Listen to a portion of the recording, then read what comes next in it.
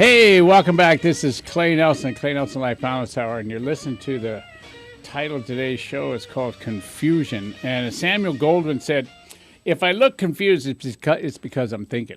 You know, what do you think about that? So that pretty much covers just about everybody, right? So I'm going to read this to you again. Have you noticed a lot of confusion in and around you now in this time of the year? Confusion is really a result of losing sight of what we are committed to. If you're confused about who you are going to vote for in the upcoming presidential election, get committed to doing your homework and making a decision that's right for you. Not right for anybody else, but right for you so you can live with it. If you get confused about the direction you should take your business, get committed to getting clear about what you do and do not want. And that's the key.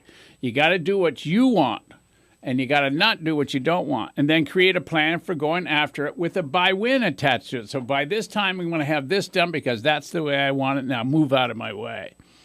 Your commitment alone to follow through on whatever is before you will clear up the majority of what confuses you. So what are you waiting for? All you got to do is put your left foot in front of your right foot and go forward. If it doesn't work, change it. At least you're not in mind chatter. So I've got a caller on the line. Who we got?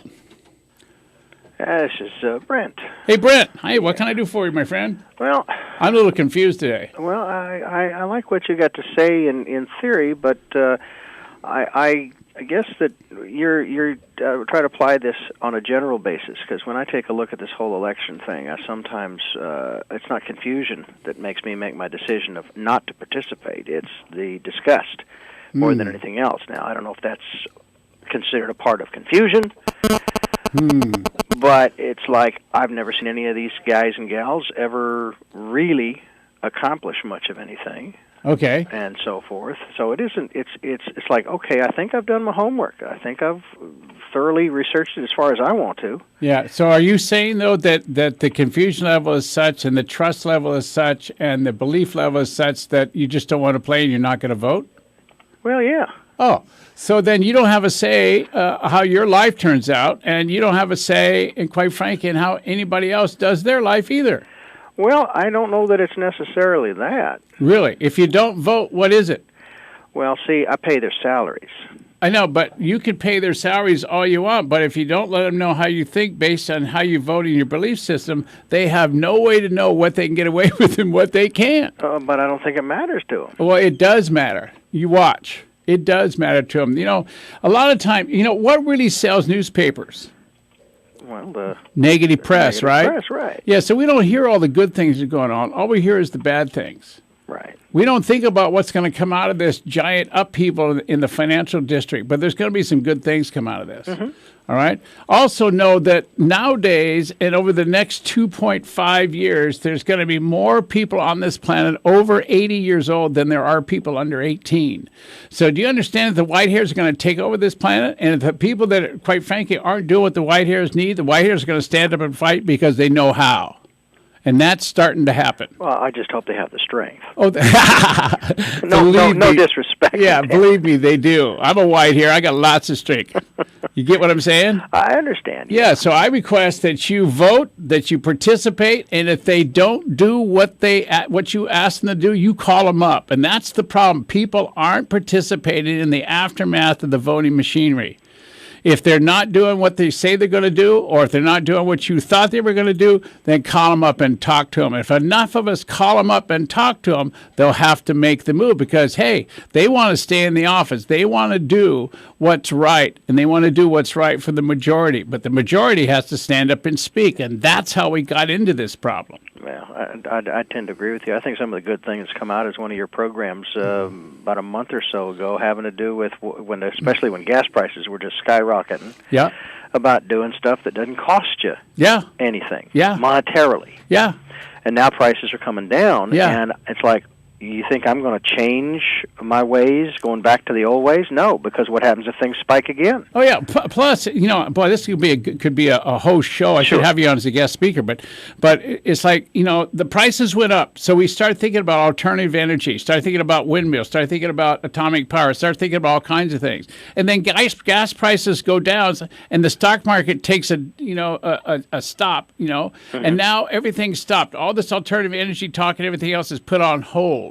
Mm-hmm. And we don't want to put it on hold. We want to move forward with it. Right. And that's what these elected officials have to be told and held accountable for. And the only way you can do that is vote in somebody you think will listen to you and then talk to them. And I mean talk big time. Yeah. So you got to know where to get a hold of them. You got to know where their phone number is. You got to know who to write and go talk to them and write them. Yeah, I've dealt with a couple of bureaucracies, and one of the things that seemed to have gotten some effect was deluging them with paper. In other words, one letter after another until they just couldn't handle it anymore, and they finally did something. It might be that not that they couldn't handle it. That's what it took to get them to hear. Yeah.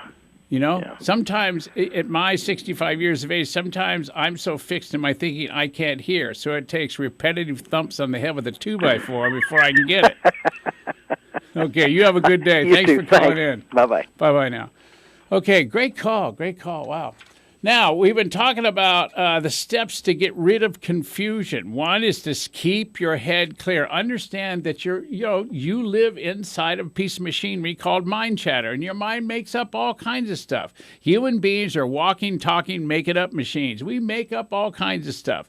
And most of the times, we make up stuff that stops us, not keeps us going. It's like the caller just now. He really thought that's it. Nobody's going to listen, so I'm going to give up. You cannot give up. You have to fight to stay on the surface. You can't drown in all the media coverage. You can't drown in negativity. You got to fight to stay out there and fight to hold people accountable. My last show, I think it was last week or the week before last, was all about responsibility and accountability. You got to be responsible to hold your elected officials accountable. So you can't be confused about that. You got to be clear. Then number 2 was you got to stop and think. Confusion can only get you when you give up thinking about the direction you want to go and how you're going to get there and being unstoppable. You have to prioritize and keep your attention on what is best and in what order to get things done. You have to fight to stay on the surface, okay? The next topic, number 3. So 1 was clear. 2 was stop and think. And number 3, here's the toughest one, especially as we get older, is you have to take care of you. And this is a biggie. If you're not taking care of you, how can you have the energy to fight somebody's thinking that doesn't get it? You just get tired and worn out, and you sit down and you be quiet. And quite frankly, you tap your foot and you wait to die because you're living in a place called, oh, that's okay, someone else will handle it. Well, someone else isn't going to handle it. Have you looked around, read the newspapers over the last 2 months? Other people who were supposed to handle it didn't handle it. So we got to get back on the planet. We got to get back in the accountability machinery. And we got to get back in communicating. This is what we want by this time, and we won't accept anything else. So you have to be able to take care of yourself. You have to be able to be healthy. You have to be able to communicate well. You have to be able to, in a modern way, communicate either using email or using the touch-tone phone or however you want to do it. And you have to get rolling, all right? You have to take the time for you to keep flexible, to keep your mind going, to keep healthy so you can hold people accountable for doing what needs to be done, or at least what you think needs to be done. So, number 1 was staying clear. Number 2 is, like I said earlier, it's the same old, same old. Number 2 is you have to stop and think and get confusion out of your head. Number 3 is you have to learn to take care of you. And number 4, which I'm going to give you when I get back from this next break, it's all about giving up being the control monster where everything has to be your way, like hopefully I was able to convey with the last caller. So you listen to the Clay Nelson Life Balance Hour on KZSB AM 1290. Get on back here. Don't be confused about it. Get committed. Let me have you. Yeah, I can see the